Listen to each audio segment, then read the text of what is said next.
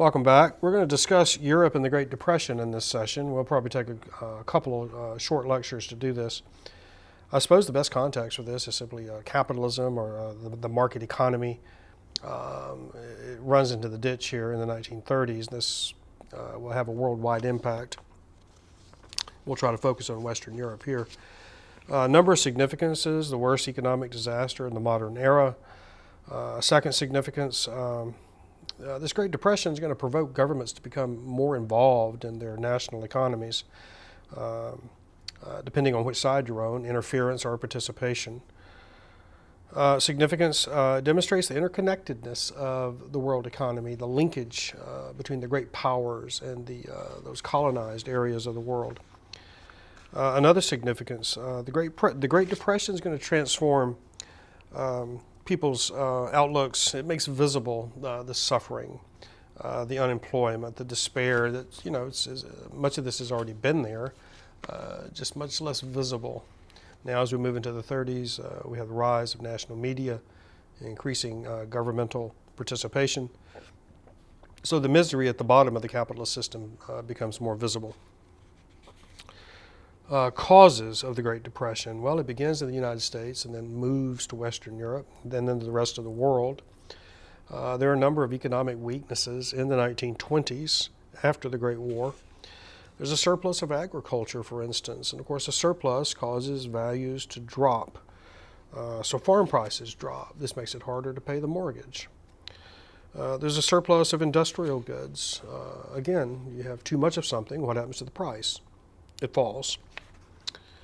If I make refrigerators and I've got a sales staff over here and the people who actually build the refrigerators over here, but I've got a warehouse full of refrigerators that I can't sell, then I'm going to have to lay off some of these salesmen and some of these workers. So unemployment increases, and of course these people have less money to purchase stuff, so there's even less demand. As we get more and more unemployment, you get less and less demand, and a further backlog of food or manufactured items. People, especially in the United States, begin to play the stock market with the attempt to get rich quick. People are what they call buying on margin. That is, you borrow money from the bank to buy stock. You assume that stock value is going to increase, and when it reaches the desired increase, you can sell it, pay back your loan, and then pocket the rest as profit. What happens as you watch your stock values daily, and you see them ticking up, and then they plateau, and then they begin to drop. What do you do then? You sell your stock? Well, what if millions of people are doing the same thing? Suddenly you have stock shares being dumped onto the market in a great abundance. This causes their value to drop even further and quicker. Sort of a vicious spiral here of people going bankrupt. Now, there's another factor here that I should mention. The United States had been financing the German debt. When we talked about Versailles a couple of sessions ago, we talked about those various consequences, breaking up of the empires and creating new states. We talked about Germany being explicitly blamed for the Great War. We called it the War Guilt Clause. I don't think I mentioned that we also required Germany to pay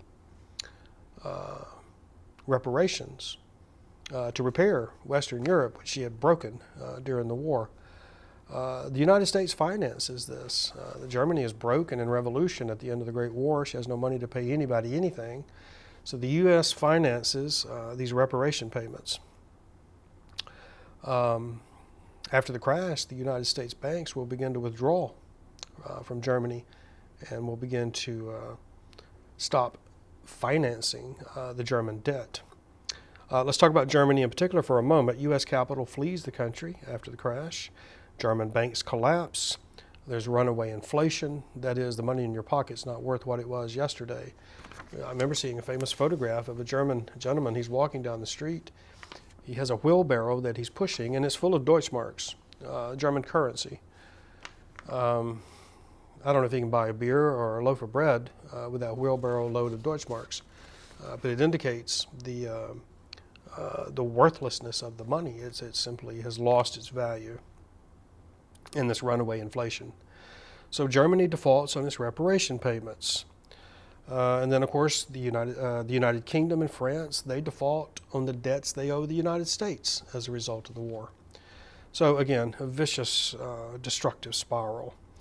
In Great Britain, the shipping, and of course the British Navy and Merchant Marines, the finest in the world, the shipping never really recovers from the German unlimited submarine warfare during the Great War. Foreign investment declines as global capital begins to move to New York instead of London. U.S. banks replace English banks as the main lenders to other nations. British coal production declines as European coal production increases. This increases competition, obviously. Manufacturing suffers as colonial markets close and European markets become more difficult to penetrate. Unemployment remains high. Major industries in England are protected by tariffs. And of course, all the big great powers, they begin to impose tariffs on imported goods. In the United States, we call it the Hawley-Smoot Act or tariff.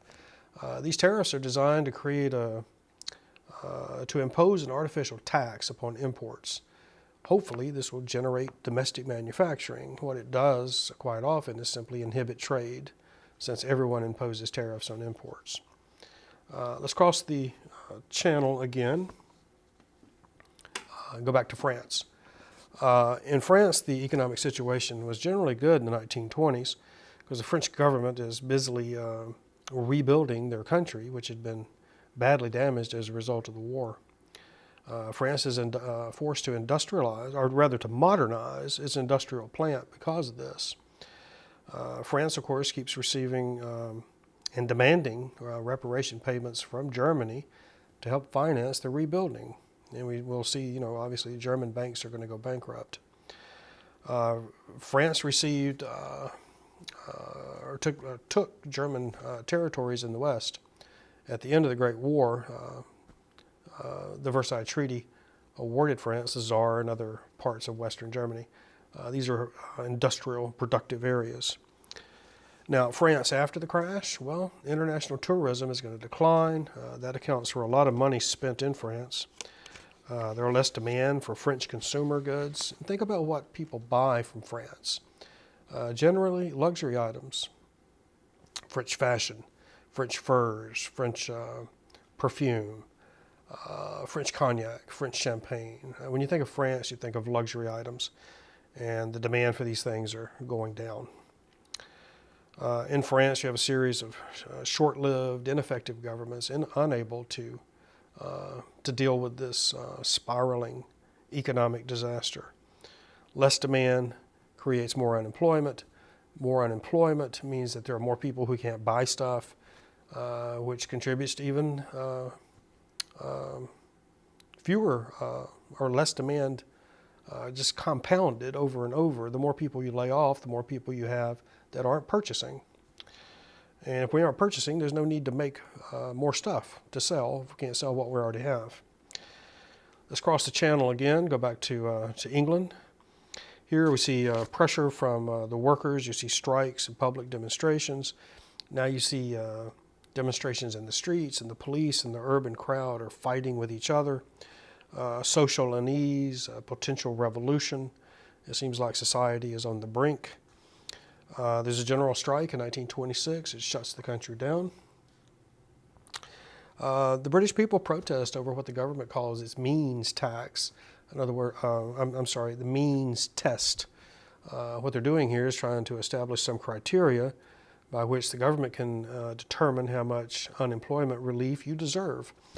And of course, the common people regard this as a sort of an intrusion on their private lives and dignity. So this creates problems. Let's go back across the channel to Germany. The Weimar Republic, that government that governed during the 1920s, is increasingly viewed as ineffective and perhaps even as illegitimate. We have political parties rising in Germany on the left and the right. The communist on the left, this new Nazi party on the right. Both of these, although they are in the opposite extremes on the political spectrum, both the left and the right want to destroy Versailles and replace it. Welfare, social services are further reduced to cut costs. These reductions lead to more unrest. Again, this vicious spiral. The Germans begin to increasingly attack the Versailles Treaty. They view Versailles as shackling Germany and landing her in this terrible economic situation. The German debt reparations are attacked by the German people. How can we afford to pay these reparations when we have problems here at home?